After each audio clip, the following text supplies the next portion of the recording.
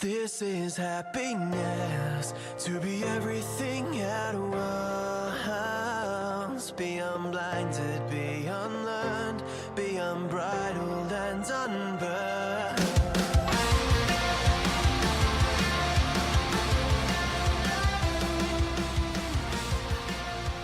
Hey guys, welcome back to a brand new episode of Mood Prep. My name is Dave Nixon.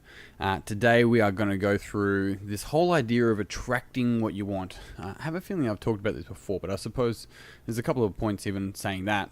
One is it's always going to be bringing different thoughts and communicating from different angles the second, third, fourth time. But also the other thing is that repetition is the mother of all skill. Like, the amount of times that I needed to hear something to really first go know of it, then go deeper and know about it, then truly start to relate with it, and then even past that, really start to embody what that, idea, thought, or meme was. So today, I'm going to talk about this idea around stop trying to attract shit into your life. Now, let me explain why I say it like that. And I see on social media a lot about, your vibe attracts your tribe. I definitely remember saying that on this podcast as a part of this kind of conversation, but also, this idea of like, you want to be around the smartest people. If you're the smartest person in the room, then you're in the wrong room. It's like, if you think you're the smartest person in the room, then you're pretty ignorant, because there's like something like 26 lines of intelligence, right? From emotional intelligence, from IQ to so many areas of intelligence in different areas of life, from engineering to the next thing. So if you think you're the smartest person in the room, either you're the only person in the room. Even then, like, I've got a puppy, and that dude can sense shit that I can't. Like, it's this sort of really ignorant way to sort of think about how we want to attract something into our life. It's like there's a certain level of that being a positive way to building a future that you want. Not against that, 100% for it, understand it. But let's switch it. Rather than thinking about what you're actually attracting, think about what you're projecting, right?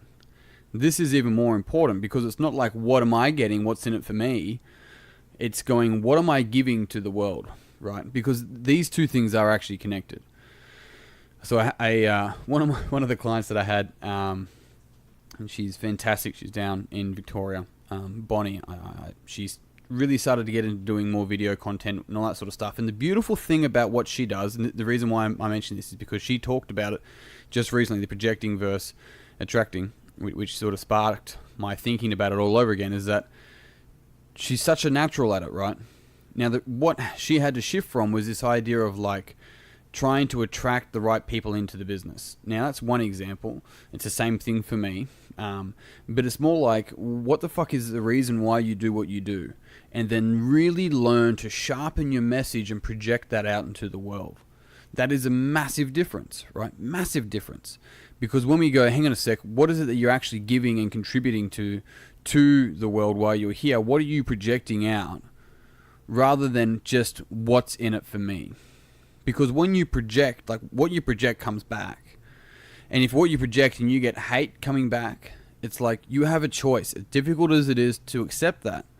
Like, often hate is just pain spilling over, right? Because hurt people hurt people. Like, people don't hurt someone from a place of happiness. It doesn't matter. It's like, fuck, I'm really happy and you're a dick. Like, it's not really like a common normal thing. Now, some people might say that, and I've definitely heard people be like, oh, this person said they're happy and it makes me sad. It's just like, well, that doesn't make you sad. You choose to be sad of it. That's another conversation. But also, just because they say they're happy, was it on social media? Was it over the phone? Are they trying to prove a point? There's so many factors that go into this. It's like, it's irrelevant. It's got nothing to do. Let's focus on you and what you are in control of. What you are in control of is going, what the fuck is my message to the world? What is and maybe your world is your family. What's your message to your family, hey? What are you teaching your kids? Because they're watching. What are you going to teach your future kids? Maybe they're not born yet. Your nephews, right? All of this. And And if none of this has landed for you, then I'm not sure why you're actually even listening to anything that I talk about on the podcast. What I mean by that is there's nothing but that. There's nothing but this legacy of what you contribute. And it doesn't mean you personally, but it has to come from this idea of going, what am I going to project out to this world that can help end unnecessary suffering? And one of the biggest things of that is actually ownership. It's personal responsibility, personal understanding of what is in our ability to respond to. That goes back to the personal power, or the circle, which is full of 4 things, right? Speech, behavior, thoughts, and feelings or emotions, emoting. It's like, that's what's in our control. And some people will often be like, you made me feel this way. It's like you're handing your power over. It's like, well, what the fuck happened? They did this and now I felt this way. It's like, yeah, and then you're on social, maybe not you personally, but bear with me, on social media talking about how your vibe attracts your tribe. It's like, well, then own your shit. Because if you're not owning your shit and you're vibing that, then guess what fucking tribe you're going to attract? So think about what you're projecting. Think about what you're owning. Think about what you're not owning. And it's all in the language. You can pick it up. And so the interesting thing around all of this for me is going, the more that we put our message out there to our friends, to our family, to ourselves, the better we get at communicating and understanding it. And this is the other thing, is that if you want to move forward in life, in any aspect, whatever forward looks like for you, one of the prerequisites of that is that the willingness to look stupid. Because you don't. Someone that has a hunger to learn and starts at the beginning, they can never look stupid. Somebody that complains and expects to be somewhere where they don't deserve to be looks fucking stupid, right? It's the same thing with understanding everything is this dynamic unfolding process. Every fucking thing. And then you get somebody, for example, I get someone at the gym and they're like, yeah, no, I want to, next 8 weeks, I want to smash it. It's like, okay, so you're a chef, right? They're like, yeah. And I'm like, great. I want to get to being like a fucking high level chef in the next 8 weeks. It's an 8-week challenge. They're like, I think you're undermining how much goes into that. It's like, yeah, I think you are as well. Hey, this is the difference between short-term results, long-term progression, and the truth. The fucking truth, and your truth. Not just the subjective truth, because that's not true.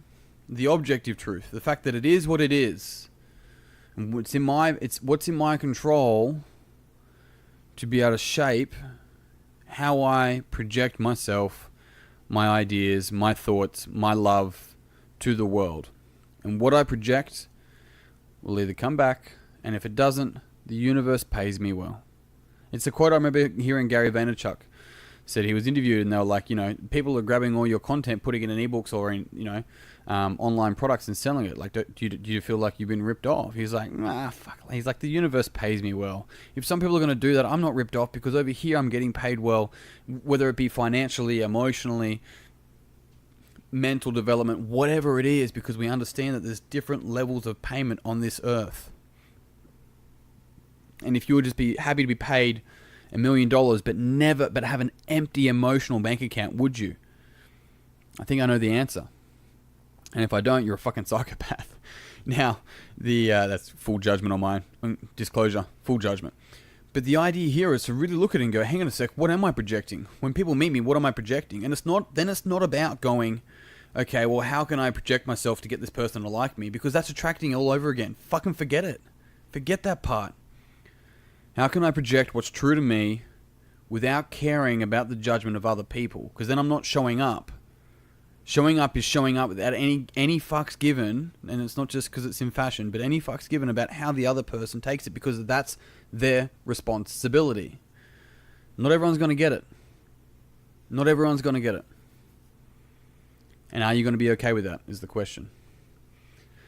And on that note, I'm done. So team, thank you very much for tuning in. The early bird tickets for the Mood Prep Intensive Weekend has now, well, the first level has gone. It's up to the second level now.